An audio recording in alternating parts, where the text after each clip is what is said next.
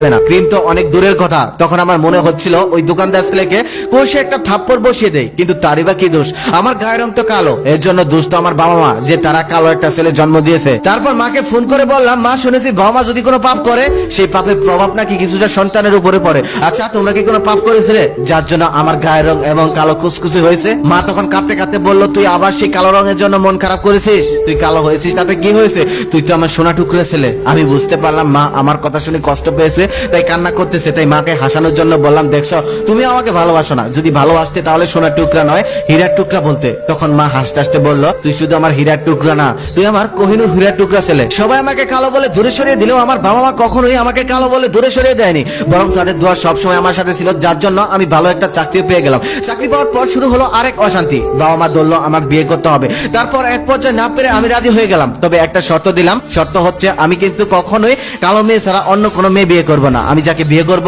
তার কালারও দেখতে আমার মতোই হতে হবে। তার কিছুদিন পর মা একটা মেয়ে ঠিক করলো, সেটা দেখতে যেতে হবে। যাওয়ার দিন সকালে আমি মাকে খুব ভালো করে বললাম, মা আগেই বুঝে নিও মেয়ে কালো, তো কালো না হলে কিন্তু আমি কখনোই বিয়ে করব না। মা তখন বললো, মেয়ে আমি আগে দেখেছি মেয়ে কুচকুচে কালো, তবে আজকে একটু মেকআপ দিয়ে বর্ষা হতেও পারে, ও নিয়ে তুই চিন্তা করিস না। বিয়ের পর মুখ ধুয়ে দিলেই সব আবার আগের মতোই কালো কুচকুচে হয়ে যাবে। মেয়ে দেখতে গিয়ে বসে আছি, তার কিছুক্ষণ পরে মেয়ে চলে আসলো। সেই মেয়ে দেখে তো আমি কিছুক্ষণের জন্য একদম হতভম্ব হয়ে গেলাম। সেই মেয়ে এত সুন্দর, এত সুন্দর, এত সুন্দর মেয়ে আমি কখনোই দেখিনি এর আগে। মা তো পুরোটাই মিথ্যা বলেছিল, মেকআপ করলে বোঝা যায় এই মেয়ে কোনো মেকআপ করেনি, শুধু একটু কাজল দিয়েছে। এই মেয়ের গায়ের রং একদম দুধে আলতা। তারপর আমি মাকে ইশারা দিয়ে একটু পাশে নিয়ে গেলাম, গিয়ে বললাম, মা তুমি আমার কাছে মিথ্যা বললে কেন? এই মেয়ে তো কোনো মেকআপ করেনি, এই মেয়ে তো দেখতে পরীর মতো সুন্দর। এত সুন্দর মেয়ে আমি কখনোই বিয়ে করবো না। মা তখন মন খারাপ করে বলল, বাবা তুই কালো হয়েছিস বলে কি সুন্দর একটা মেয়েকেও বিয়ে করতে পারবি না? তখন আমি মাকে বললাম, মা দেখো একটা সুন্দর মেয়ে অনেক স্বপ্ন থাকে, তার স্বপ্ন থাকে অনেক সুন্দর একটা হাজবেন্ড হবে। এখন তার যদি আমার সাথে বিয়ে হয় তার স্বপ্ন ভেঙে যাবে,